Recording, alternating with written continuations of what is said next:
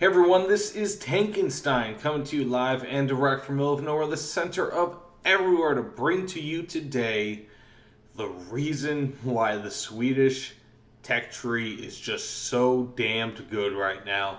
And man, I thought I was good with the Germans. Swedish is like combining the English maneuverability with German firepower plus one. It's just ridiculous. Either way, I'll be going over that, and I will be showing off gameplay from the J-21s. There's tons of great gameplay, and look, before I get into this, I know it's arcade, I know it shows as being arcade, but 13.2 millimeter machine guns have the same effect on arcade planes as they will in realistic and simulator, so just stick by. I might be able to do some more maneuvers in arcade, but it's really all the same destruction, and I'd really appreciate if you just take the time to stick by. Either way, remember, like, comment, subscribe, but without further ado, let's get into it. And first, I'll just kind of start as to why I think these planes are so damn good. And really, it's any of the purely Swedish-made planes, specifically those with at least the 13.2 millimeter machine guns. And it's really essentially that. It's those machine guns. The 13.2s are just ridiculous. And as you do see in this gameplay footage, it's just a constant barrage of just fire. Typically when I'm flying the J-21s, or not J-21s, but any plane, I use stealth ammunition. But with the air target ammunition, it's just absolutely ridiculous. It's all high explosive. For the most part, at least. I believe that there's one round per section that's not high explosive. And this is coming from machine guns. You're essentially taking these guns and you're filling them with mini cannon rounds. It's just absolutely insane. And in fact, I would say that the only machine gun in game that kind of comes close is the M3, the 50 cal with the upgraded rate of fire. And the only reason for that is because they have superior capabilities to knock out enemy fighters. However, if you're looking just to purely destroy planes, the 13.2s on any of the Swedish fighter, you may as well just be given any match that you play. It's just absolutely ridiculous. You fill those with anti-aircraft rounds or whatever. I mean, just really the air target ammunition. It's insane. I'd be flying. I believe it's the J-22, the other Swedish aircraft with the A and the B, and regardless of the battle rating I was in, I would get 4, 5, 6, 7 kills. And ultimately, when you're rolling with those 13.2 millimeter machine guns, it does not matter what BR you're in. Instantly, whatever BR you're in becomes the BR that you should be in. It's so ridiculously good. The pure Imski, the first plane that I actually had from the Swedish tech tree, outside of the reserve planes, has German equipment. Now, it's a Swedish-built plane, and it's really an excellent plane. Don't get me wrong. But the problem with it is that under any other light, the machine guns in it, the heavy machine guns, and the excellent 20 millimeter machine gun would be looked at as this really just awesome package. I mean, after all, it's basically a Swedish Bf-109 F4. I mean, the Swedish developed the Imski, or however you pronounce it, with the goal in mind to make their own Bf-109. They wanted something comparable, if I'm not mistaken, to the G6, or was it the G10? But in game, it kind of flies like the F4. And really, it's just an excellent plane overall. But its main problem is that it's not bad. It's just compared to the firepower on the J-21 and some of the other Swedish planes, it's just not there. I mean, you'll see, I've got no issue knocking planes out. None at all. with the pure Imski. I mean, in fact, I'd say it's a superior fighter in general. I mean, the rate of climb is ridiculous. The turn rate is really good. It's got good top speed. But the problem is that even though it's one of the best planes in its BR, I would say at this point, after having played it for dozens more matches since my review,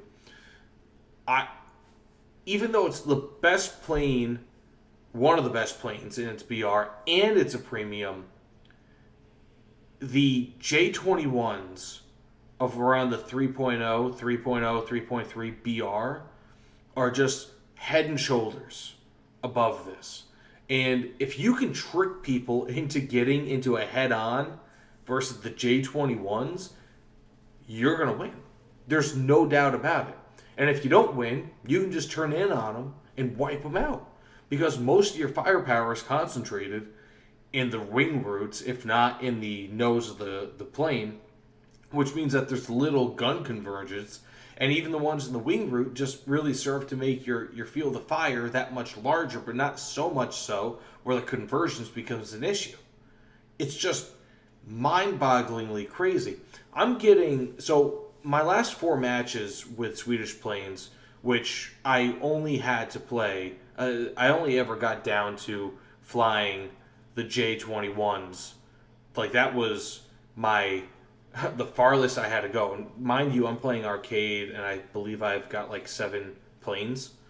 The worst I had to do at any given time was fly J-21. So I was flying pure Imskis and 2 J-21s. That's it.